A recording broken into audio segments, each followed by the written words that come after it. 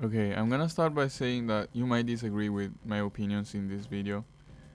Here is the way I play the game, the characters I've used, and the skills I've used.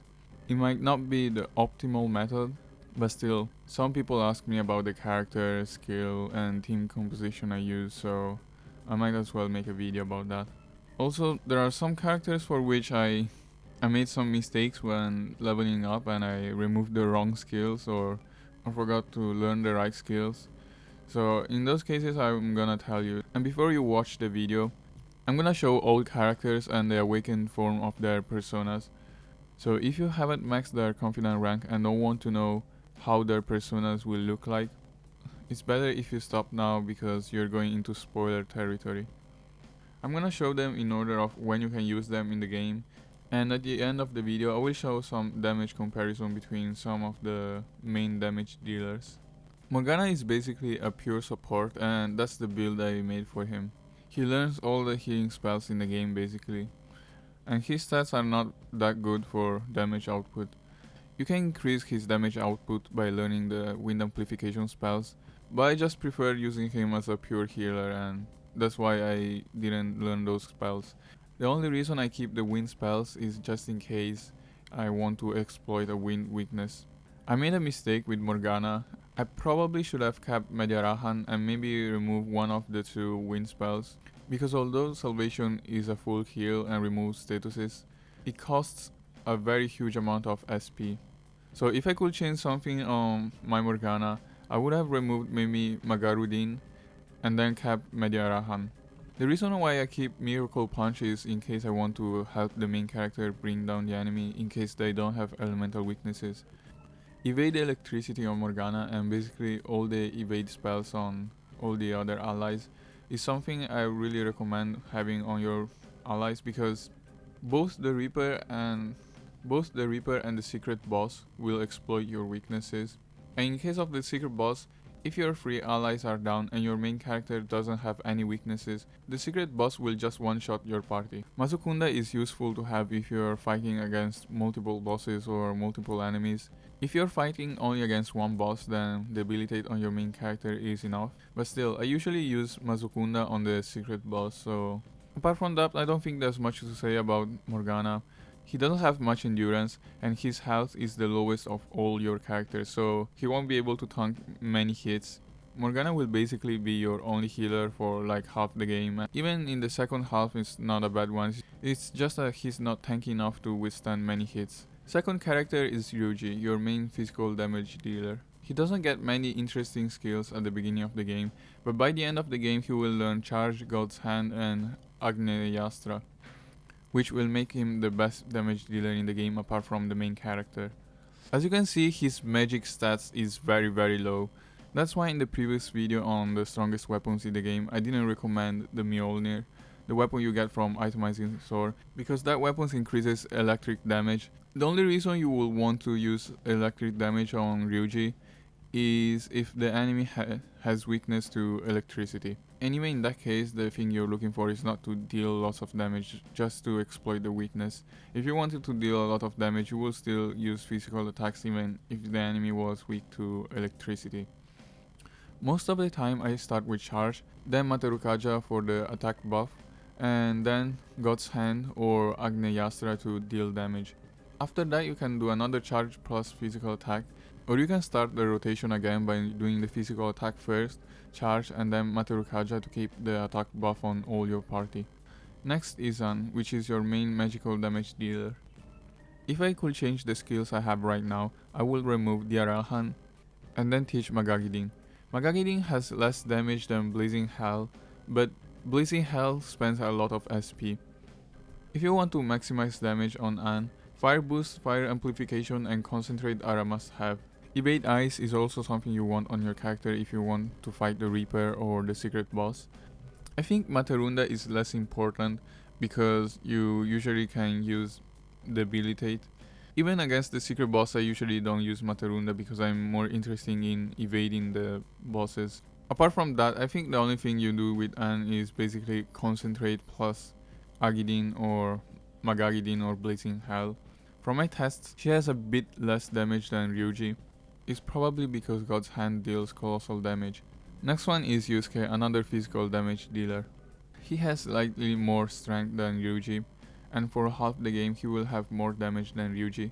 But after Ryuji learns Charge plus God's Hand, Ryuji will have slightly more damage, something like 10% to 25%. And Ryuji will also deal more damage per HP spent, because Ryuji can charge instead of attacking twice. Still, the damage difference is not very high.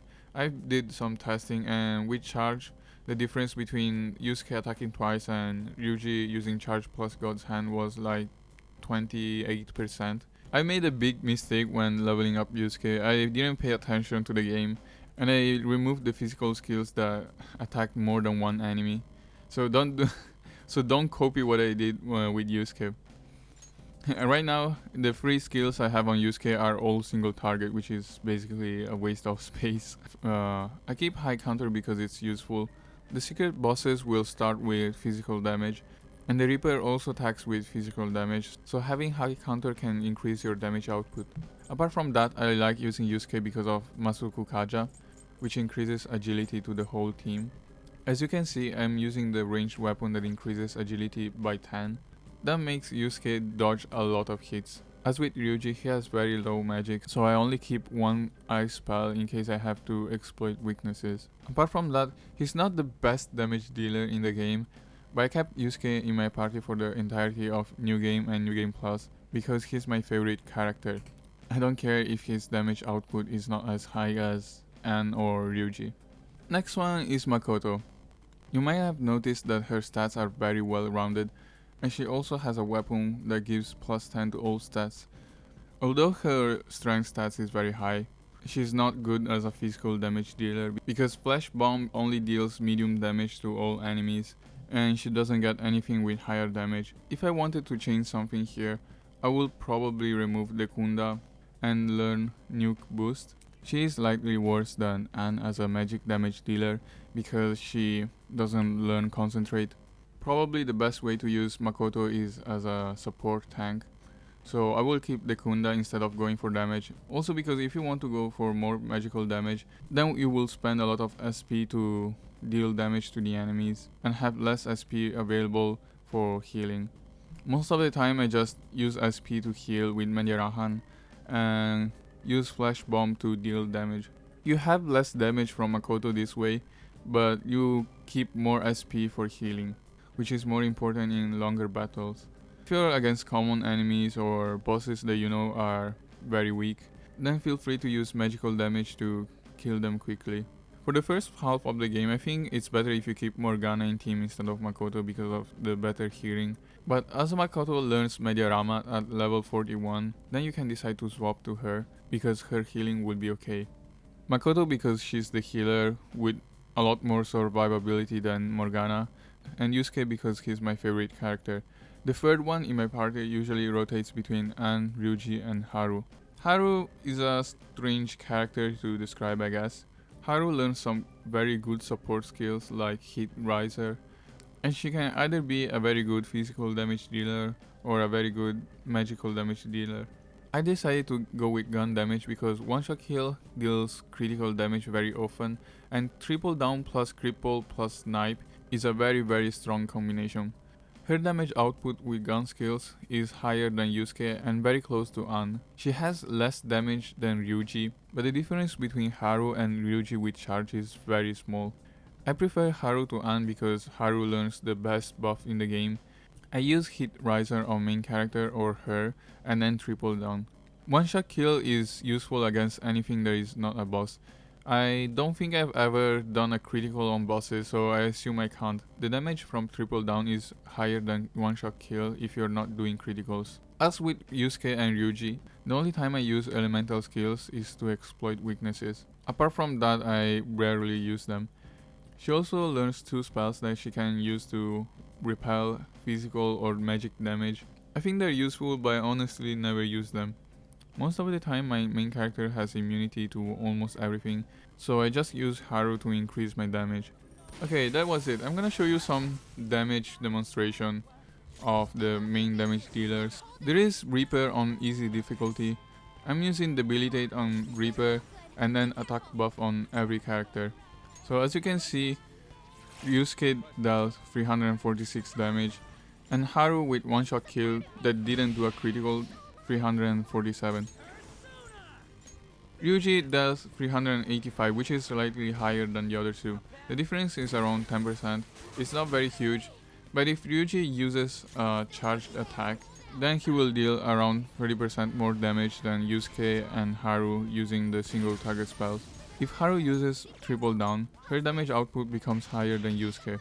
It's still lower than Ryuji using charge plus God's hand, but the difference between Haru using triple down 2 times and Ryuji using charge plus God's hand is around 10%. Next I'm gonna show the damage from Anne. With Concentrate and Agidin, you can see that her damage is between Haru and Ryuji. By using Blazing Hell, her damage will be similar to that of Ryuji.